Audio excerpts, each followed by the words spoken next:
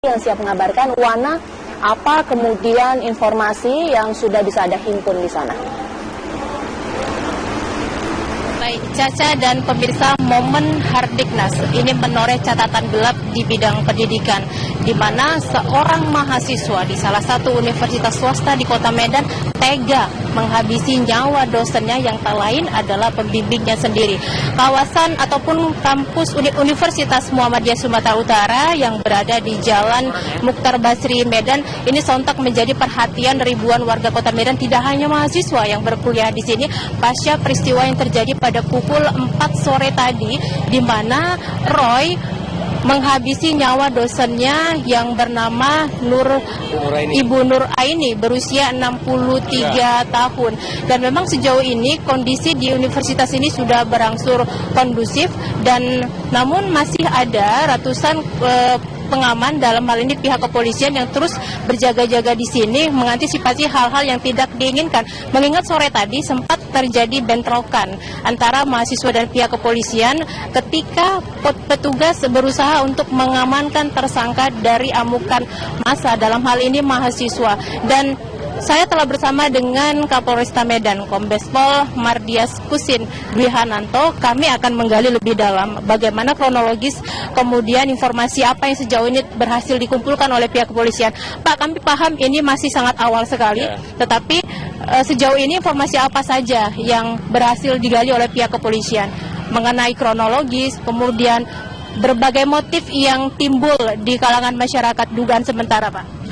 Baik, jadi tadi sekitar pukul 16.00 WIB, pihak Polsek Medan Timur mendapat informasi bahwasanya telah terjadi pembunuhan di lingkungan kompleks Universitas Muhammadiyah Sumatera Utara, di mana setelah kami cek ke TKP ternyata benar ada seorang korban bernama Nur Aini berumur 63 tahun, dan yang bersangkutan adalah dosen di Fakultas Keguruan Ilmu Pendidikan Universitas Sumatera Utara, dan korban juga merupakan mantan dekan periode yang lalu.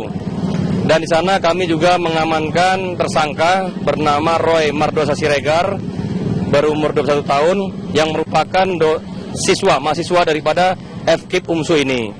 Di sana ketika kami ingin mengevakuasi tersangka, ada pihak yang pro dan kontra. Ada mahasiswa yang membolehkan kami untuk membawa tersangka keluar, dan juga ada yang mahasiswa berusaha untuk menghakimi sendiri tersangka yang melakukan, yang notabene adalah kawannya sendiri. Sehingga tadi pada saat kami evakuasi, pada saat proses mengeluarkan dari kamar mandi di mana TKP berada, ini kita terjadi bentrokan fisik antara pihak kepolisian dengan sebagian mahasiswa. Sehingga tadi ada beberapa anggota juga terkena lemparan, pukulan, dan lemparan batu. Dan alhamdulillah kami bisa mengevakuasi tersangka, dan saat ini tersangka sudah dibawa ke Polresta untuk diambil keterangan. Dan untuk korban sendiri, Ibu Nur Aini ini sudah meninggal dunia pada saat dibawa dari komplek UMSU, dan hasil visum sementara di Rumah Sakit Bayangkara didapati ada 8 tusukan di leher, kemudian juga 1 tusukan di dahi, 3 sayatan di lengan kiri, kemudian 1 sayatan di telunjuk kiri, dan 1 sayatan di jari manis tangan kiri. Dan kami menduga bahwasanya dugaan sementara adalah tersangka ini sudah merencanakan untuk melakukan pembunuhan ini, karena tersangka sudah menyiapkan pisau untuk melakukan pembunuhan ini. Dugaan motif awalnya apa, Pak? Kenapa korban tega menghabisi nyawa tersangka nyawa korban? Jadi sampai saat ini tersangka belum mau memberikan keterangan tentang motifnya. Namun sudah kita amankan. Namun tersangka sudah mengakui bahwasanya benar tersangka Roy inilah yang menghabisi nyawa daripada Ibu Nur Aini ini.